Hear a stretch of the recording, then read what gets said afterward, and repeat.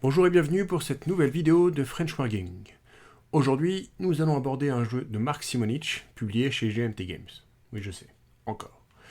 Le moins que l'on puisse dire, c'est que Simonich est productif. En déclinant son système de jeu, il s'amuse à couvrir plusieurs campagnes de la Seconde Guerre mondiale.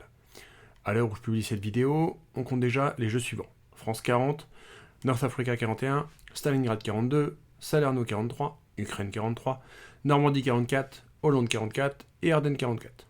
Ce qui fait donc 8 jeux dédiés à la Seconde Guerre mondiale.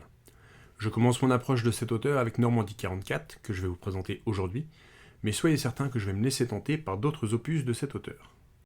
Pour en revenir au jeu d'aujourd'hui, on va donc en toute logique parler des opérations en Normandie en 1944. Et vous l'aurez deviné, il s'agit du débarquement et des 3 semaines qui vont suivre celui-ci. En effet, ce jeu couvre tout le mois de juin 1944 et va montrer les difficultés alliées pour sortir des plages et élargir la tête de pont. Tout un programme. Le jeu pourra se jouer en solo, mais la version classique, que je vous conseille, se jouera à 2. On peut même monter à 3 ou 4 joueurs avec 2 alliés et 1 ou 2 joueurs pour l'axe. Et comme d'habitude, on va commencer par faire un petit tour du matériel. Dans la boîte de jeu, on trouvera donc une carte papier du théâtre d'opération, un livret de règles, une aide de jeu recto verso, 2 fiches pour faciliter la mise en place, 2 fiches qui indiquent les renforts allemands et les troupes alliées disponibles en Angleterre. Et évidemment, tous les pions d'unité nécessaires au scénario. Enfin, un D6, et il n'y aura pas besoin de plus pour faire les combats. Et c'est tout. Au final, le matériel est assez basique mais efficace. Pas de fioriture, on est sur le minimum requis, mais il est bien pensé et pratique. Seul petit bémol, je trouve, une carte papier qui du coup risque d'être facilement abîmée avec les nombreuses manipulations. Mais c'est bien pour pinailler que je vais dire cela. La carte, d'ailleurs, est plutôt jolie, bien détaillée, et on fera le tour ensemble au moment venu. Vous avez pu voir dans le matériel qu'on a de nombreux pions pour représenter les unités impliquées dans ce grand bazar qu'est le débarquement en Normandie. Pour commencer, on va distinguer 2 grands types de troupes. Les unités non mécanisées et les unités mécanisées. Cette distinction influencera pas mal les jets dans la partie, il faut donc bien le mémoriser. Faisons un tour des unités non mécanisées. On y trouvera l'infanterie, les paras, les troupes arrivées par planeur, les troupes à vélo, oui, les troupes de sécurité, les troupes de l'Est, de l'infanterie de forteresse, des rangers, des ingénieurs. Pour les troupes mécanisées, on a des blindés, des Panzergrenadiers, de l'infanterie motorisée, la reconnaissance, les QG, les Werfer, la flak de 88, les 88 anti-tanks, les tanks et les chasseurs de tanks. Voilà, on a fait le tour des unités présentes. Il y en a pas mal, mais on se fait assez rapidement à cette présentation autant, sans trop de difficultés, et les règles rappellent à quoi tout cela correspond de manière régulière. Vous en aurez noté qu'on a des troupes avec une silhouette, pour les canons de 88, les tanks et les chasseurs de tanks. On appelle cela tout simplement des unités silhouettées, cela aura de l'importance pour l'empilement des troupes. On va aussi avoir plusieurs tokens bien utiles. Les Improved Positions, les positions renforcées, les soutiens aériens de l'allié, les soutiens navals de l'allié, les jetons de non-ravitaillement et d'isolement, les jetons de remplacement, les ports artificiels, les jetons de mise en réserve, les jetons de mouvement stratégique, et quelques jetons pour le statut des unités. On a ainsi vu presque tous les jetons du jeu. On a une belle diversité, des codes couleurs qui vont représenter la nationalité des alliés, cela jouera notamment sur les remplacements et l'impossibilité d'attaquer ensemble. Et pour les grands types d'unités chez les Allemands, allant des divisions Panzer aux petites forces de l'entreprise Top. Regardons en détail une unité pour comprendre ce qui est représenté. En plein centre, on aura donc son type. En haut à gauche, on pourra trouver l'emblème de la division. Ça facilitera le repérage. Au-dessus du logo de l'unité, on aura sa taille, brigade, etc. À gauche, on trouvera l'identification de la troupe. À droite, la qualité de la troupe, allant de -2 à +1. En haut à droite, on aura l'information de setup, le numéro de l'hexagone au setup, la plage où elle débarque, etc. En bas, au milieu, il s'agira des informations de combat et de mouvement. Le chiffre de droite donnera le nombre de points de mouvement disponibles pour cette unité. Le chiffre à gauche donne la valeur de combat. Les unités mécanisées pourront disposer d'un chiffre au milieu, il s'agira de l'armor rating, présent pour les tanks, les chasseurs de tanks et quelques troupes mécanisées. Cela représentera la puissance mécanisée propre à l'unité qui pourra apporter des décalages. Regardons maintenant la carte de Normandie et les terrains que l'on va y trouver. Cela va nous permettre d'en savoir plus sur l'impact des combats et des mouvements. Le plateau de jeu propose à gauche un récapitulatif des divers types de terrains que l'on trouvera. Je vous laisse y jeter un petit coup d'œil. Revenons à notre carte de la Normandie et regardons un peu la topographie de celle-ci. Il est important de bien l'étudier avant et pendant votre partie, car le terrain aura un impact énorme sur vos déplacements et les combats. L'un des intérêts de ce jeu, c'est qu'il permet de bien comprendre pourquoi les Américains se sont retrouvés empêtrés et quasiment bloqués pendant un mois avant de réussir à percer et de se dégager. Le terrain normand, c'est avant tout du bocage. Des petits champs entourés de haies et de fourrés, un enfer à passer, et quand vous avez réussi à prendre une haie, il faut recommencer 50 mètres derrière à passer la suivante. C'est aussi tout un tas de rivières plus ou moins grandes à franchir, et des zones inondées à la base du Cotentin qui vont bien ralentir les mouvements. Bref, c'est tout sauf simple, et cela va être très important et va fortement influencer votre partie. C'est la raison pour laquelle je fais un petit laïus là-dessus. L'aide de jeu va vous permettre d'avoir un récapitulatif exhaustif des divers terrains, des points de mouvement nécessaires pour les parcourir, et de leur impact sur le combat. Gardez-le toujours à portée. On peut voir aussi tout un réseau routier, qui nous permettra notamment d'ignorer les limites imposées par le terrain. Suivre les axes routiers facilitera donc les assauts et les mouvements. Cela va donc être un point important dans votre attaque, comme dans votre défense. Regardons cette troupe et voyons voir ce qu'elle pourrait faire comme mouvement. Elle a 5 de déplacement. En suivant les routes, elle pourrait donc se déplacer de 10 hexagones. Si par contre on ne suit pas les routes, on se retrouve pleinement impacté par le terrain, ici. Elle ne pourrait donc faire que ce mouvement. Notez que le climat va aussi influencer les déplacements allemands. Par temps clair, les attaques de la chasse alliée vont persécuter les troupes motorisées. Toute troupe motorisée voit donc son déplacement diminuer de 2 points. Pas top, hein? Parmi les terrains différents, certains seront plus importants que d'autres. Les rivières coûteront plus cher à traverser, s'il n'y a pas de route, voire seront impossibles à traverser pour des blindés sans la route. Les zones inondées seront une plaie pour le combat et les déplacements. Notez qu'on pourra aussi avoir juste des bords inondés qui auront eux aussi un impact en fonction du déplacement et des attaques que l'on fait. Les forêts serviront aussi à gêner les unités blindées. Et surtout, les terrains auront des effets forts sur le combat. Plus le terrain est complexe, plus il donne de bonus aux défenseurs. Nous verrons cela dans la partie combat. De même, lorsque l'on retraite, si on retraite vers certains types de terrains denses, cela nous permettra de nous arrêter avant la zone de retraite prévue. Enfin, les sommets de certaines grosses collines serviront à créer un décalage en combat pour le défenseur. Le terrain sera donc primordial, surtout pour l'Allemand qui devra jouer au maximum dessus pour faciliter sa défense et bloquer l'Américain le plus longtemps possible. Jouez donc dessus dès que possible, en gros, dès le tour 1. Les Allemands ont par contre un petit plus, le mouvement stratégique. 3 pions de mouvement stratégique permettent de doubler le mouvement de troupes mécanisées chaque tour. Notez que si on doit enlever 2 points de mouvement par temps clair, c'est la valeur finale qui est doublée. Si on passe de 5 à 3, on fera jusqu'à 6 de mouvement stratégique. Cela implique des restrictions. On ne doit pas empiler avec une autre unité. On ne doit ni commencer ni finir le mouvement adjacent à une unité ennemie. Enfin, un pion de camion permet de transformer temporairement une unité d'infanterie en unité mécanisée, et il bénéficiera ainsi du mouvement stratégique, mais aussi de la limitation par temps clair. Enfin, on pourra utiliser un mouvement spécial, le mouvement tactique. Une unité qui utilise le mouvement tactique pourra faire un déplacement d'une ou 2 cases, en ignorant le coût de terrain, mais devra pour cela respecter quelques règles générales. On stoppe dès qu'on entre dans une ISOC, on ne traverse pas de Zogband, on ne franchit pas de terrain infranchissable, et on ne peut traverser une rivière majeure ou entrer dans un hexagone inondé que si on a commencé notre mouvement à côté. Voyons maintenant quelques grands principes importants du jeu et commençons par les ZOC, les Zone of Control, un grand classique des wargames. Toute unité qui n'est pas une fortification ou une unité avec une force de 1 crée une ZOC autour d'elle. Celle-ci comprend donc les 6 hexagones autour d'elle. Une unité qui rentre dans une ZOC ennemie doit stopper son mouvement. Une unité qui veut sortir d'une ZOC ennemie doit payer un point de mouvement en plus du coût du terrain de destination. Une unité qui débute son mouvement dans une ZOC peut faire un mouvement de ZOC à ZOC tant qu'elle ne franchit pas un Zogband. Certaines unités ne créent pas de ZOC. C'est le cas des points fortifiés et des unités qui ont cadre blanc sur leur jeton, comme ceci. Parlons aussi des Zogband. Ce concept est particulier et propre au jeu de Simonich. L'idée est que 2 unités assez proches et ayant des ZOC étendent en fait leur influence pour nier l'accès à d'autres zones. Elles forment une sorte de pont. Cela fonctionne entre 2 unités proches, le bord de la carte, la mer et des zones infranchissables. Ces Zugband interdisent la traversée, la retraite au travers, l'avance pré-combat au travers et le passage du ravitaillement. Il faudra donc jouer et positionner ses troupes intelligemment pour créer autant que possible des Zugband et empêcher l'adversaire de manœuvrer et le canaliser. Cela sera parfois technique, mais absolument crucial, surtout pour l'Allemand qui aura besoin d'exploiter cela au maximum pour bloquer l'avancée américaine. Regardons désormais les points de ravitaillement.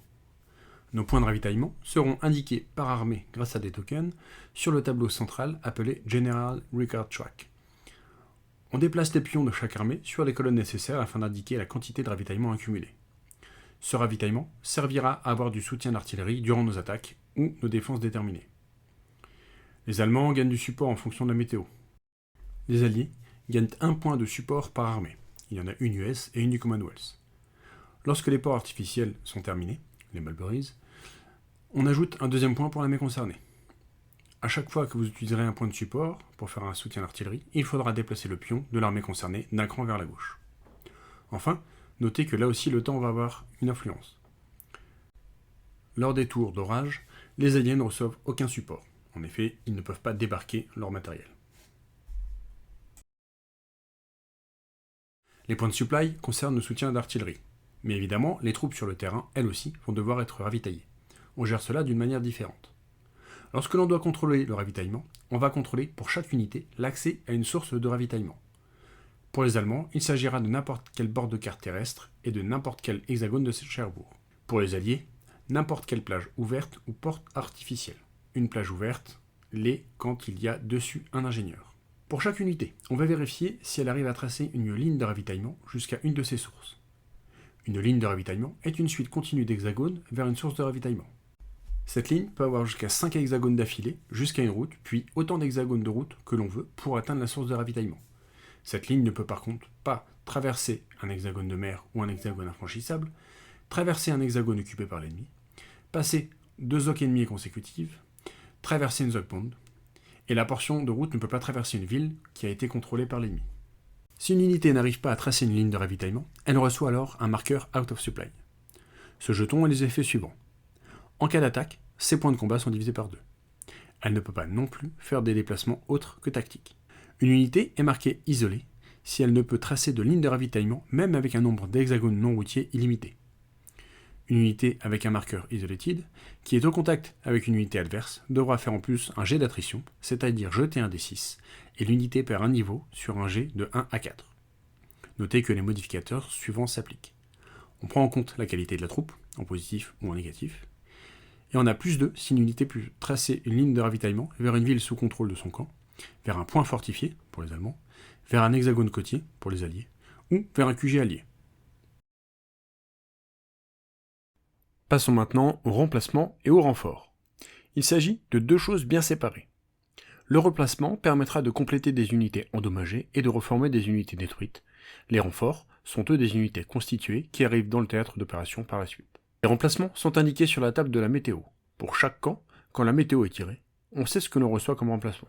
Il est possible d'accumuler ces remplacements, exception faite des remplacements pour les tigres qui doivent être utilisés comme tels ou transformés en remplacements mécanisés.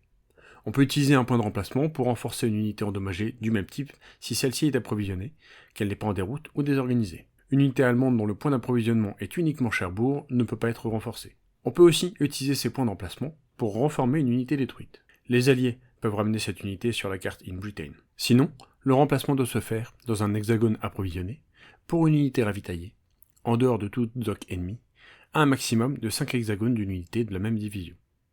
Notez que personne ne reçoit de remplacement au premier tour. De plus, les paras ne peuvent recevoir plus d'un remplacement par tour et par division. Évidemment, à chaque fois que l'on utilise un remplacement, on déplace le jeton du type de remplacement d'un cran vers la gauche dans la General Record Track. Le remplacement des paras alliés est un peu particulier. Lorsque les paras arrivent, ils peuvent être dispersés.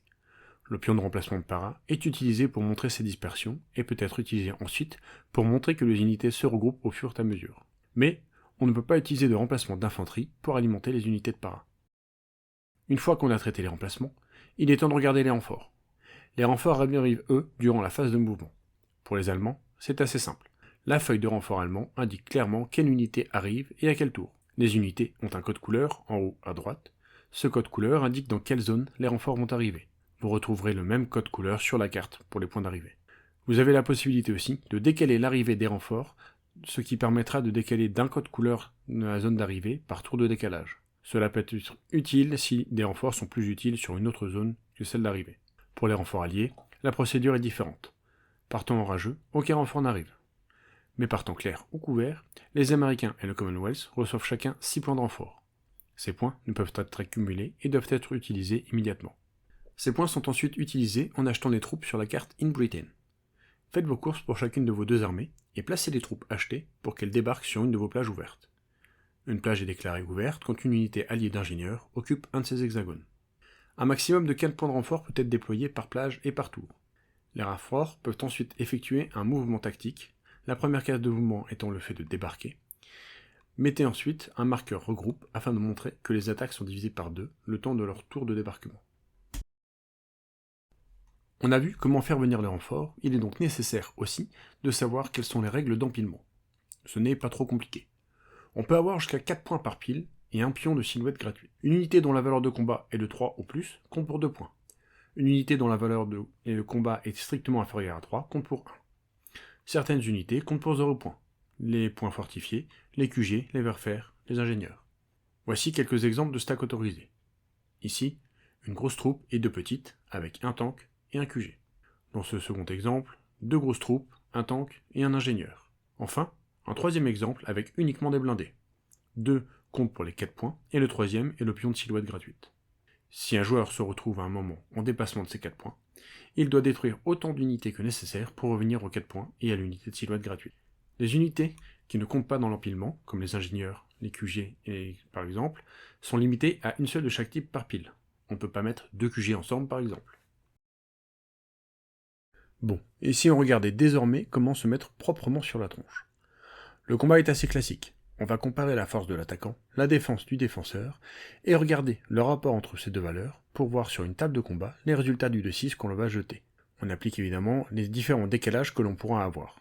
Il n'y a plus qu'à jeter le dé, à traiter le résultat et l'éventuelle retraite. Une fois qu'on a terminé tous nos mouvements, on va déclarer nos combats un par un. Déclarer un combat, c'est désigner un hexagone cible, puis une force d'attaque principale, la MAF, et des soutiens.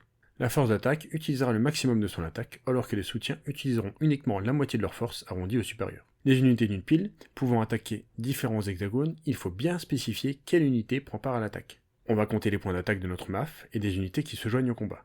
Un point important va être que l'ensemble des points d'attaque ou de défense ne peut excéder 18. Si on attaque avec plus, on ne comptera que 18 points d'attaque et c'est tout. Le reste est perdu. Il ne servira donc à rien de faire d'énormes attaques au risque de voir ces points d'attaque gâchés inutilement. Les attaques que l'on va faire peuvent être divisées par 2. Cela arrivera dans les cas suivants. Attaquer à travers une rivière ou un bord inondé. Attaquer depuis une zone inondée. Attaquer après avoir débarqué. Attaquer en tant qu'allié au sein du périmètre de Cherbourg. Attaquer à travers l'aéroport de Carpiquet. Attaquer en étant coupé de son approvisionnement. Ou attaquer sans être au sein de la MAF. Notez bien qu'une division par 2 est arrondie au supérieur et ne peut être fait qu'une seule fois. Si on a plusieurs facteurs de division, on n'en applique qu'un seul. Pour la défense, on compte la puissance de combat des unités présentes dans l'hexagone ciblé et on y ajoute une DCB, une défense combat bonus. Celui-ci est fonction du terrain de l'hexagone. On regarde donc sur l'aide de jeu quelle valeur est fournie par le terrain. Cela va de 0 pour un terrain dégagé à 5 pour une grande ville. Notez que la défense ne reçoit au maximum en DCB que l'équivalent de sa propre force de combat. Une petite troupe à 2 en défense d'une grande ville n'aura donc pas 7 de défense, mais 4. Pour ce qui est des décalages sur la table de combat, on en aura plusieurs. La qualité des troupes fournit un décalage pour l'attaquant ou le défenseur. Si une unité a une meilleure note que celle d'en face, et elle fournit un décalage et uniquement 1. Par exemple, ici, l'attaquant aura un décalage d'un cran vers la droite, car sa troupe est de qualité plus 1, alors qu'il attaque 2 troupes de qualité 0. Si on a 5 cases ou moins d'un QG, on peut utiliser un point de supply pour avoir un soutien d'artillerie et donc un décalage d'un cran. Si notre puissance blindée est supérieure à celle du camp adverse, on produit un décalage, à droite pour l'attaquant, ou à gauche pour le défenseur. Les alliés peuvent utiliser un soutien aérien lors de leurs attaques pour fournir un décalage à droite. De même, s'ils sont à portée de tir, ils peuvent utiliser un soutien maritime. La zone en pointillé bleu sur la carte montre la limite. Certains terrains fournissent aussi des décalages, ils sont indiqués sur la feuille de référence. En cas d'attaque allemande par temps clair, la table Jabos peut créer de très forts décalages vers la gauche. Notez aussi que certains terrains, comme les grandes villes par exemple, annulent le décalage blindé. Il est temps de récapituler. Le déroulement d'un combat, c'est donc déclarer des forces en attaque, MAF et soutien, compter la puissance d'attaque, compter la puissance de défense. On calcule le ratio, on applique les divers décalages, on jette le D6 et on applique les résultats. On a une éventuelle défense déterminée, ensuite une retraite si nécessaire, et on met en place les avances après combat. Mais c'est quoi cette histoire de défense déterminée? Et là, c'est la petite surprise du chef. Lors de certains résultats de combat, on vous indique que vous pouvez retraiter ou vous pouvez conduire une défense déterminée. Ce choix vous permet de tenter de rester sur place et de continuer à combattre. Pour cela, il va falloir faire un jet d'un D6 et consulter la table de défense déterminée à l'aide de jeux. Comme vous pouvez le voir, le résultat va dépendre du terrain. Il est plus facile de s'accrocher dans une ville ou un point fortifié qu'en plaine. C'est logique. Si vous choisissez de faire une défense déterminée, choisissez une unité qui sera celle qui conduira à la défense. Vous avez des modificateurs qui seront le bonus de blindé ou la qualité de la troupe, en fonction de l'unité choisie pour défendre. Vous avez aussi la possibilité d'avoir un soutien d'artillerie pour vous aider dans votre défense. Jetez un dé, appliquez les modificateurs éventuels et consultez le résultat. Si vous restez sur place, vous prendrez sans doute d'autres pertes, mais avec un pôle de chance, c'est à l'adversaire que vous en ferez. Cette défense déterminée représente des contre-attaques locales ou le fait de s'accrocher au terrain autant que possible, y compris en supportant des pertes supplémentaires. Alors réfléchissez bien quand vous choisirez de faire une défense déterminée, les pertes supplémentaires valent-elles le coup? Parfois ce sera évident. Bloquer les alliés le plus longtemps possible sur des points stratégiques sera la clé de la victoire pour l'Allemand. Lorsque finalement vous devez retraiter, vous aurez la plupart du temps à retraiter de 2 hexagones. Certains cas conduiront à une retraite de 4. La règle concernant les retraites donne les points suivants. Évitez autant que possible de passer par une zoque ennemie. Vous pouvez stacker ou séparer vos unités qui font retraite. Il n'y a pas de règle concernant la direction de la retraite, si ce n'est qu'elle doit viser le minimum de pertes. Une unité qui retraite subit une perte si elle retraite à travers un fleuve majeur sans pont ou un bord inondé sans avoir été collée au départ du mouvement, ou si elle retraite à travers un hexagone inondé sans route. Une unité sera détruite lors de la retraite si elle a 0 point de mouvement, si elle retraite au dehors de la carte, si elle retraite sur un hexagone occupé par un ennemi, si elle retraite à travers une zoque si elle passe par plus de 2 zoques ennemies lors de sa retraite, si elle crée un surempilement ingérable en retraitant, si elle retraite dans ou à travers un hexagone ou un bord qu'elle n'aurait pas pu franchir durant son mouvement normal. Notez qu'une retraite standard de 2 hexagones peut s'arrêter dès le premier hexagone si on retraite dans une ville, un bocage, un village, un bois, ou un hexagone qui contient une position fortifiée. C'est important à noter, car là encore, il faudra aussi jouer avec le terrain au maximum si vous êtes allemand. Une unité qui retraite devient disrupted. Une unité disrupted est impactée de la manière suivante. Le seul mouvement qu'elle peut faire est un mouvement tactique. Elle ne peut pas attaquer ou conduire une défense déterminée. Elle ne peut pas construire de points fortifiés. Elle ne peut pas fournir un soutien d'artillerie, pour les QG ou les Wehrpfehr. Elle ne peut pas recevoir de remplacement. L'adversaire peut ensuite faire une avance après combat. Dans le cas d'une avance de 2 hexagones, on n'est pas obligé d'aller dans la case lâchée par l'unité en retraite, on peut partir dans n'importe quelle direction. Dans le cas d'une avance limitée, on ne peut faire comme seul mouvement que celui d'occuper la case laissée par l'unité en retraite. Bien, voilà tous les points concernant le combat. C'est velu, mais ce n'est pas compliqué.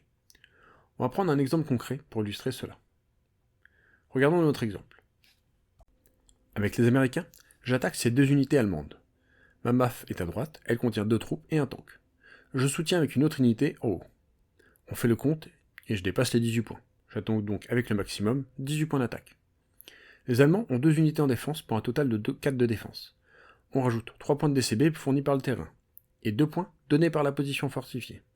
Cela donne donc un total de 9 points. 18 contre 9, le ratio est de 2. On regarde alors s'il y a des décalages. Il n'y a pas de décalage sur l'attaque blindée, car celui-ci est annulé par la position fortifiée. On n'a pas non plus de décalage sur la qualité des troupes, car elles sont toutes à 0. On reste à 2 contre 1. En plus de cela, je décide d'utiliser le soutien de l'aviation. Je retourne donc un avion. On passe à 3 contre 1. Je rajoute un soutien des navires. On passe à 4 contre 1. J'utilise aussi un soutien d'artillerie pour m'assurer un peu plus la victoire. Je retourne le QG qui apporte son soutien. Je diminue le supply de l'armée concernée. On est désormais à 5 contre 1. Pas mal. Je jette un D6 et je fais 3. Pas terrible. Le résultat est A1-D1. Chacun prend une perte. L'attaquant doit la prendre dans sa MAF obligatoirement. Le résultat annonce aussi que le défenseur retraite ou conduit une défense déterminée. Ici, l'Allemand choisit de faire une défense déterminée. Ici, on a une position fortifiée, un strong point. On est donc sur la 4e colonne du tableau de défense déterminée, la meilleure. L'Allemand choisit d'utiliser ce point fortifié comme lead unit pour profiter de cette colonne. Il décide aussi d'utiliser le soutien d'artillerie de son QG pour avoir un +1 et ainsi annuler le -1 de la troupe collective du strong point. Il retourne son QG, baisse le niveau de supply de son armée et jette un dé. Et c'est un 6. Les modificateurs s'annulent, on garde donc le résultat de 6. L'attaquant, ici l'allié, perd un step de plus, pas forcément dans sa MAF, et la retraite est annulée. Voilà pour un exemple d'attaque. Vous ferez vos combats un par un jusqu'à ce que vous ne puissiez plus en faire ou ne vouliez plus en faire. La mise en réserve. Voici un petit effet qui se coule bien pratique. Durant votre phase de mouvement, vous pouvez décider de placer des unités en réserve et leur mettre alors un marqueur réserve. Une unité peut être placée en réserve si elle n'a pas bougé ou si elle n'a utilisé que un MP et que celui-ci n'a pas été utilisé pour sortir d'une ZOC ou de rentrer dans une ZOC. Notez qu'on peut placer en réserve une unité qui est dans une ZOC ennemie si elle ne bouge pas. On ne peut par contre pas placer en réserve une unité qui a reçu du remplacement ce tour-ci, une unité qui est marquée Disrupted, Out of Supply ou Regroup, une unité qui construit un point fortifié, une unité qui s'apprête à débarquer, ou une unité qui a fait un mouvement tactique. Bon, c'est bien joli, mais à quoi ça sert de mettre une unité en réserve? Eh bien tout simplement à réagir et si possible exploiter les succès en combat. Je m'explique. Après avoir fait vos mouvements, déclaré vos réserves, puis fait vos combats, on arrive alors à une nouvelle phase du tour, le mouvement et les combats de réserve. Toutes les unités qui ont été placées en réserve peuvent, si vous le voulez, bouger, soit en mouvement tactique, soit en utilisant la moitié arrondie au supérieur de leur point de mouvement. Et ensuite, on peut aussi attaquer. L'idée, c'est donc d'avoir la possibilité de boucher des trous, ou mieux encore, d'exploiter les succès des combats durant la phase normale, pour en remettre une couche et exploiter la percée faite. Les règles de combat sont les mêmes que lors de la phase normale. La mise en place du jeu est assez simple. Dans un premier temps, on placera toutes les troupes sur les feuilles de préparation, celles en réserve, mais aussi sur les feuilles d'installation. Pour l'allemand, c'est assez simple, le numéro de l'hexagone est inscrit au niveau de chaque troupe à déployer. Pour les alliés, elles sont réunies par plage afin de vous aider à retrouver tout cela. Voilà ce que cela donne une fois installé. Mettez la météo sur Overcast 2, ce sera le temps pour le lancement du jeu, et c'est tout. Rien de compliqué, n'est-ce pas? Un tour de jeu se jouera toujours de la même manière, sauf au premier tour. On abordera celui-ci juste après. On commence donc par une phase initiale. En premier, on jette un dé pour déterminer la météo. En fonction du résultat, on retourne le nombre voulu de soutien aérien et maritime pour l'allié. Les deux camps reçoivent leurs points de supply et de remplacement, qu'ils doivent noter sur la piste centrale. On remet ensuite tous les QG et verfers sur leur face active. L'Allemand débute ensuite son tour. Il gère ses remplacements. Ensuite, on démarre la phase de mouvement, en suivant cet ordre. On commence par mettre tous les IP, les Improved Positions, commencés le tour précédent et qui sont encore avec une infanterie sur leur phase terminée.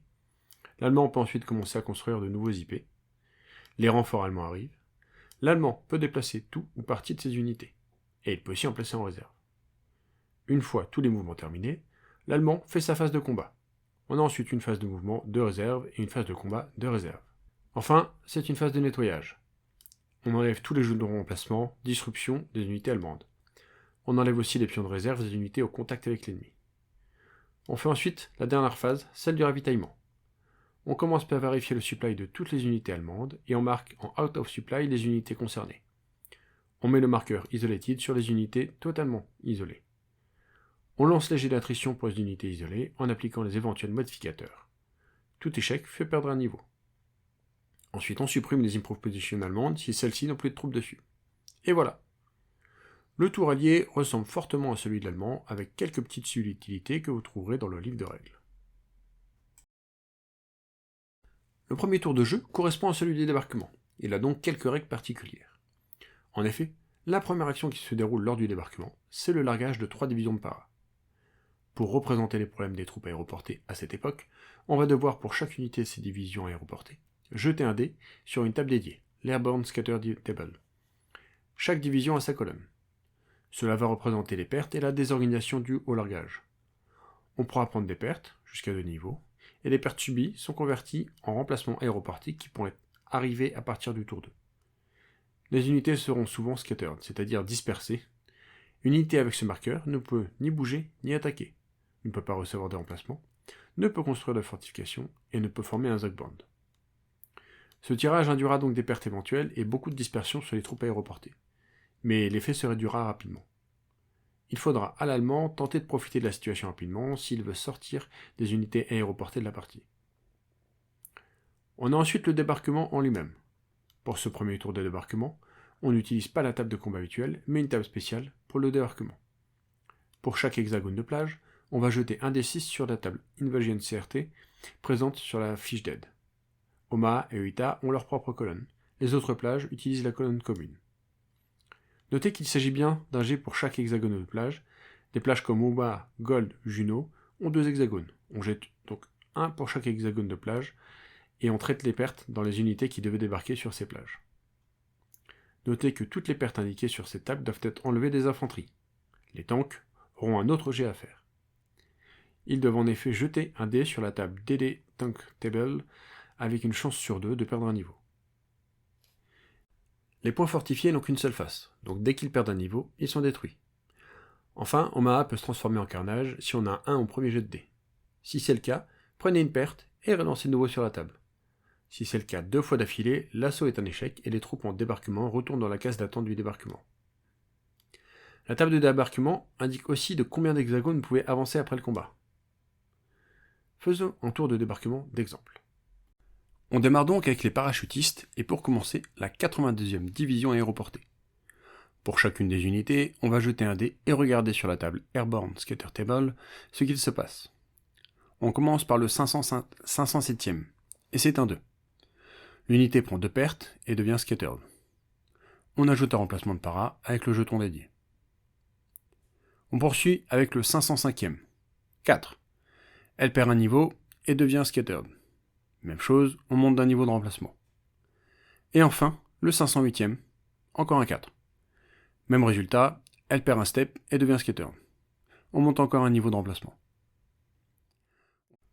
On enchaîne avec la 101e division aéroportée, qui elle, a un peu plus de chance de s'en sortir.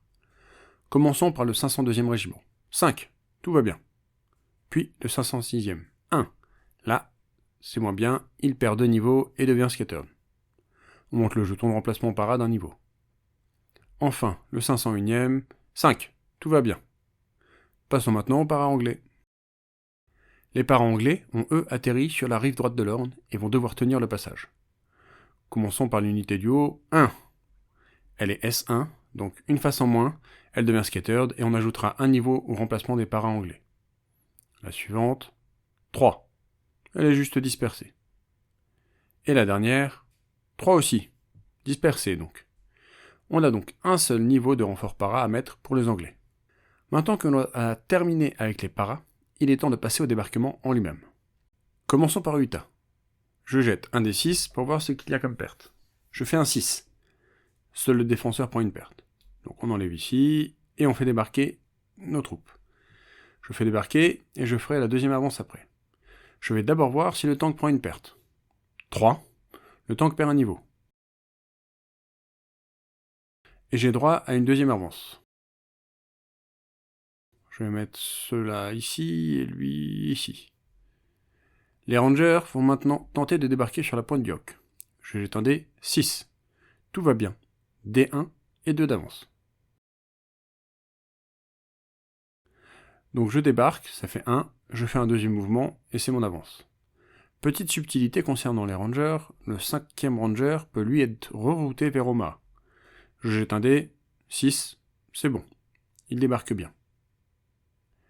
Voilà, autour d'Omaha, et on commence par le secteur Charlie et Dog. On jette un dé, et on garde en mémoire qu'il peut y avoir un Bloody Omaha. 5, tout va bien. A1, D1. A1, je prends une perte sur les troupes, et D1, le défenseur, est détruit. Je regarde aussi le tank, 2, il perd un niveau. Voilà. Donc tout ça débarque, et A1, D1, je n'avance que de 1. Donc je reste ici sur la plage. On passe à la deuxième plage du secteur. 2. Je prends un A2-D1. Donc je perds 2 niveaux sur mes trous. Je regarde pour le temps qu'il perd aussi un niveau.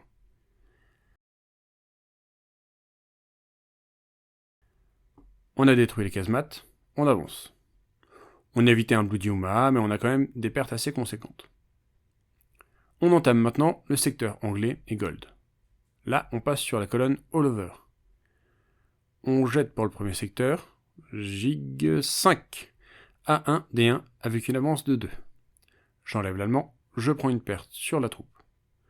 Je regarde si le tank prend une perte, ce n'est pas le cas avec un 6. Et avance de 2, 1, 2. Deuxième secteur de gold, même système, on jette le dé, 3. A1, D1. On détruit l'allemand, on prend une perte de troupes, et on regarde pour le tank, 1. Le tank perd un niveau. Et là, l'avance n'est que de 1. Il débarque, et c'est tout. Au tour des Canadiens, avec Juno. Premier secteur, Mike. 1. A2, D1. Donc on prend 2 pertes, ça pique, mais on détruit le blocos. On regarde pour le tank, 3. Il perd un niveau. Pas d'avance après le débarquement. Ensuite Juno, pour le secteur Nan, 1 encore. Même résultat, c'est un carnage. 2 troupes de perdus, et on regarde pour le tank, 6. Lui, il reste entier.